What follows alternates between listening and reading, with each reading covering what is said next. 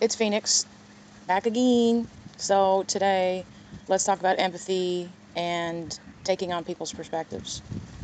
So when I was with the narcissist, it felt like I was hitting my head against the wall because everything I read about empathy, just wasn't giving me what I needed because I wanted to see, is this person narcissist? You become like obsessed with finding the truth, even though it doesn't matter because they're really hurting you. But if I would have had this one key, it would have helped me to better understand what was happening. So if you've ever seen the new Jurassic Park movies, like The Lost World, that sort of thing, there's a moment in there, and this is really what makes empathy very simple, okay? And that's something you need to know when you're around new people. Are they empathetic? Because it weeds out bad people. So he has that raptor named Blue, and she's little. And this is the first movie, by the way. And she turns her head to the side. She's mirroring him. That's as simple as empathy gets. And it's like when you're with someone with a personality disorder, it messes up your view of even the simplest things. You get to the point where, like, what is care? What is empathy? What is my perspective? What is my reality? You question everything because you're really getting nothing. And you're just kind of hanging on to this hope. And that hope is extremely toxic. You have to let the hope die. I'll say it again. You have to let the hope die in order to move on. You really do. It needs to die. So, empathy. Empathy is simple as emotional empathy, which is the ability to appropriately respond emotionally, to mirror other people's emotional state and express care and concern. Narcissists, however, possess cognitive empathy, which is the ability to take someone else's perspective, but they are not motivated to do so unless it serves their needs. But there we go. And then it gets to the point when you're in the devalue stage, you don't see any empathy.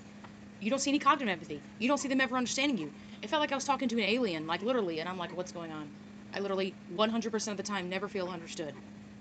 And it's just this terrible feeling when really all of us have this deep desire to be understood, minimum. It is so important. And when you've been living without that for so long, it's just a terrible feeling. How else can I describe that? It's like you truly are really alone in this world. You're alone and on your own. And when you're with a partner, you should not feel that way 24/7.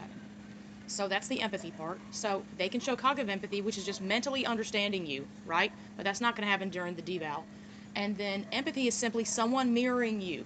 I'm sad, that person looks concerned. I'm happy, that person's happy for me. I'm angry, that person is concerned why I'm angry. You see the mirroring there? And you're not going to get that with NPD.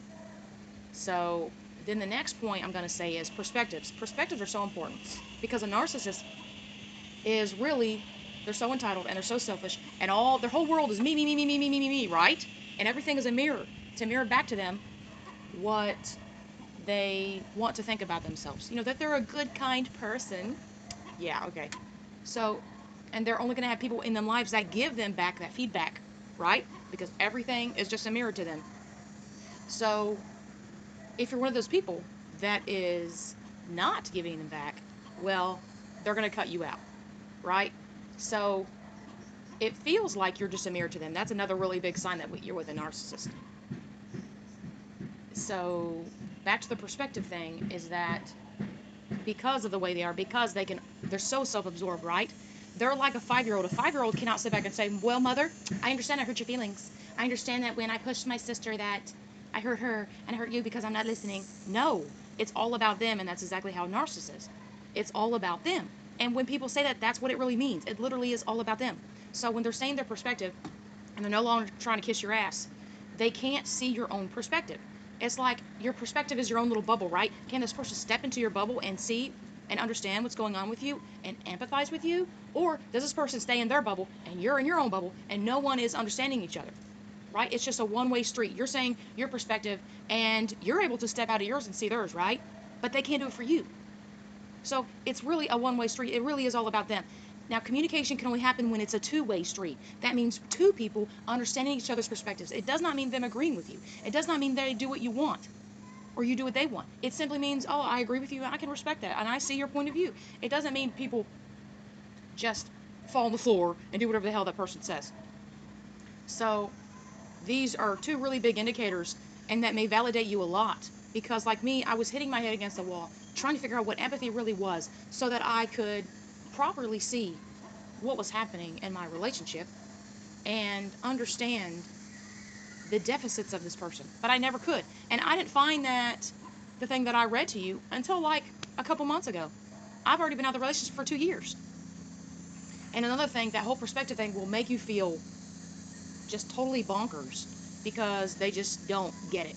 So visualize you talking to a 3, 4, 5-year-old and expect the same response. Well, but I didn't mean to. And, a bunch of excuses, which is exactly how they're going to respond. Don't take it personal. That's all they can do. You just accept that's all they can do. You don't tolerate abuse. And you realize, okay, I need more than this. I need actual real empathy. I need someone to really understand me. I need someone to get my perspective so I can feel heard, listened to, and valued. That's what it all comes down to. And they just can't give it to you. I'm sorry. I was there. They can't. So I hope this paints a clear picture of what empathy really is. It's mirroring from the other person, your emotional state. And when I read that, oh my God, I was so happy. I'm like, this is it. This is the final piece. This is the piece that I needed 2 years ago. So I hope this information helped you and helps you get a clear grasp of the deficits of somebody you're with. And it may be, okay, well, this person I'm with is a narcissist, and they can mirror me sometimes, but not all the time. Like when someone's really angry, empathy is turned off, especially when they're triggered, right? Their empathy, you don't have access to your empathy when you're really angry. So, or when someone's having a really difficult time, like say someone's died, they're not going to be in a place to be empathetic of you. But you do remember a time when they were empathetic and they were decent and they could see your perspective. And this is not during the golden period either. That is what I'm talking about. I mean, so someone can be toxic and still be able to do these things. They're just going to have some big issues. Whereas a narcissist, it's going to be glaringly clear from my description that they just can't do this stuff. And if they did, it was only right when they met you, or they're sucking up to you. All right, here's to being your most amazing, greatest, most badass self. You got this.